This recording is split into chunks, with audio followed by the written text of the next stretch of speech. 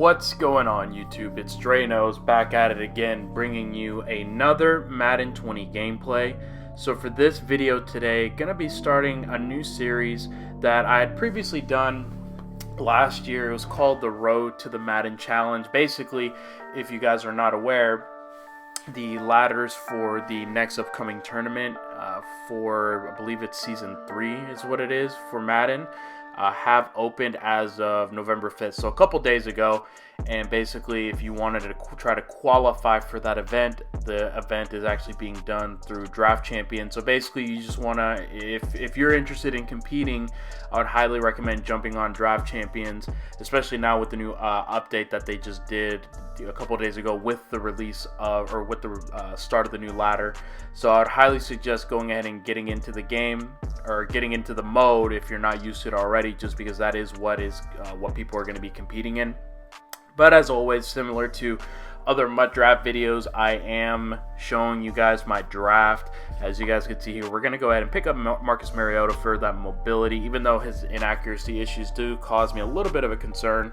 But nonetheless, we're going to go ahead and take him because of his mobility in the pocket. So, you know, with that being said, guys, this video, if you're more into like competitive, I guess you could say competitive videos for gameplay, this is definitely, you know, kind of the series you want to look into.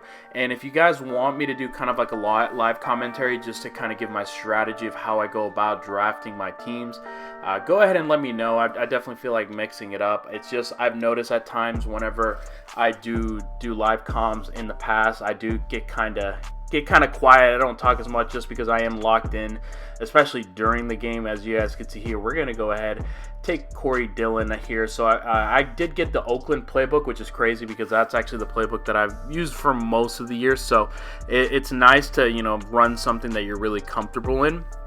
The only downside with the Oakland playbook is the fact that they do have a 4-3 defense as opposed to a 3-4. I wasn't very comfortable at all running that 4-3, so what I may end up having to do is getting in the lab and running some 4-3 and see if I can find anything out of there, just because I know if I do somehow, you know, make it far and make it to the live event, which, hey, you never know. I mean, that's why I'm naming this the series the Road to the Madden Challenge.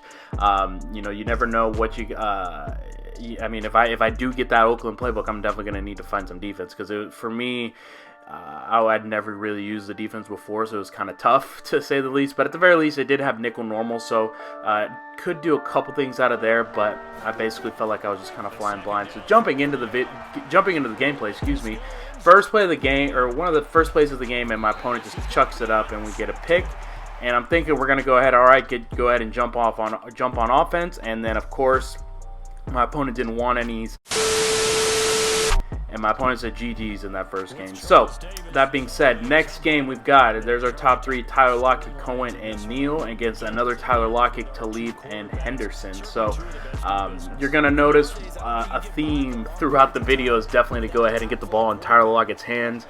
As I've been telling people since I played this draft, is that Tyler Lockett, I don't know, man, he's kind of glitchy. As we just get a super truck stick by, I believe that's Carlos Hyde.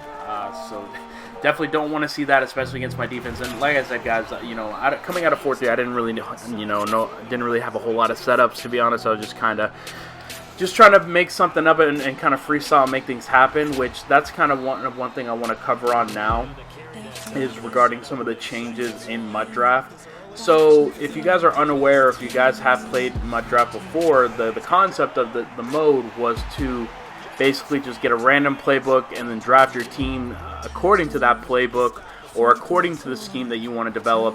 But it's kind of random, you know. It's not like with like salary cap or just regular MUT seasons where you basically have control over everything as far as your team, your playbooks, everything like that. Whereas with MUT draft, it really does show who has the ability to make adjustments. As we're going to go ahead, 4th and 14. Not sure exactly what caused us to get there, but we're going to run around. This is where Mariota's mobility helped us, and to be able to make a perfect throw like that, especially in a clutch situation. As we're going to go ahead and hand it off to Corey Dillon, and that's going to be a touchdown. So anyways, guys, like I was saying before, the concept of MUT Draft was to basically just kind of be kind of random, and then basically you just kind of adjust to your playbook and your scheme. But now with a new update, now you're not only are you able to get the last round, the coaches round, where you're able to change your playbook. But let's say even with that, you don't really like your team and you don't really like the playbooks, you do have the option to reset your draft, which I feel like in this case it did kind of defeat the purpose of MUT Draft, because I guarantee you're going to see a lot of people just going to keep spamming drafts until they get one of those high-powered offenses, such as the Raiders, or I know some people have been using New Orleans, and then also the Dolphins offense. Like I said, I feel like that just kind of takes away from what the mode is, and like it's just basically just kind of another version of MUT salary cap or MUT seasons. To be honest with you, it's just now you're not going to see as many people running with as many OP teams, just because obviously you don't really use your MUT team, you use a drafted team. So as our opponent's able to hit a big play, but we got a big play of our own, going with Corey Dillon, which I was pleasantly surprised with using Corey Dillon. The only thing that I wish that he would have had was a little bit more speed, but best believe if I do see Corey Dillon and I need a running back, he might be that dude. That's just how good I felt using him. He's just very well balanced, and like I said, he's had the ability to move. Only thing I said he's just kind of lacking is just a little bit of speed, as we thought we could jump that, but Savage could not save us there. But with that being said, guys, I want to hear your thoughts. Are you guys planning on competing in Madden or in the for the Madden Challenge? If you are, what's kind of been your thoughts on the new changes in the mode? Because I feel like a lot of people. So I feel like there's kind of a 50-50 split. There's definitely those group of people that don't like it, and for me, I would say I'm more leaning towards that way, just because I feel like it takes away from the mode for what it's supposed to be. And then I know there's the other side of the coin where people do enjoy it, because let's be honest, with drafts, as he just hits a big play with Tyler Lockett there. So like I said, this is kind of the Tyler Lockett game right here on both sides. But anyways, with some drafts, man, you just get an awful playbook and you don't really get a good team, and it's kind of a struggle. And for me, that actually happened prior to the update. I was actually finishing up one last season before the update, but luckily I was able to go ahead and finish 6-0 with I believe it was the Titans playbook. So basically I just had to rely on my defense there, just because they had a lot of what I ran on defense as far as 3-4 and a couple other formations. But man, it was a struggle to find something on offense. But I feel like that's kind of what makes the mode, though, as we're going to go ahead and get an interception, and our opponent's going to say GG's in the chat. He's going to quit out of the game, so we're going to go ahead and jump into the next one. So as our opponent's top three, he's got Champ Bailey, Elway, and Zadarius Smith, and we are right back at it with our boys Lockett, Cohen, and Neal. So anyways, kind of jumping back into what I was talking about earlier, I was using the Titans playbook, and if it wasn't for their defense, I was struggling, just because I don't know, just something about the offense kind of made me uncomfortable, which is kind of strange, because in past years, the Titans playbook has been pretty solid.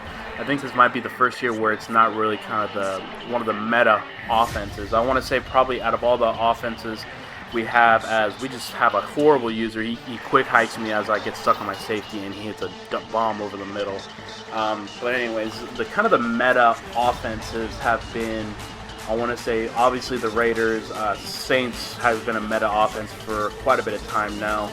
Dolphins, as of recently, which I would imagine Dolphins is probably going to be a meta offense in this mode, just because with their defense, you're able to get a solid defense. And then maybe Patriots. I know I haven't really looked into Patriots, but I ran a lot of Patriots last year. It was a solid book. But I would imagine it's probably going to be another solid option in Draft Champions.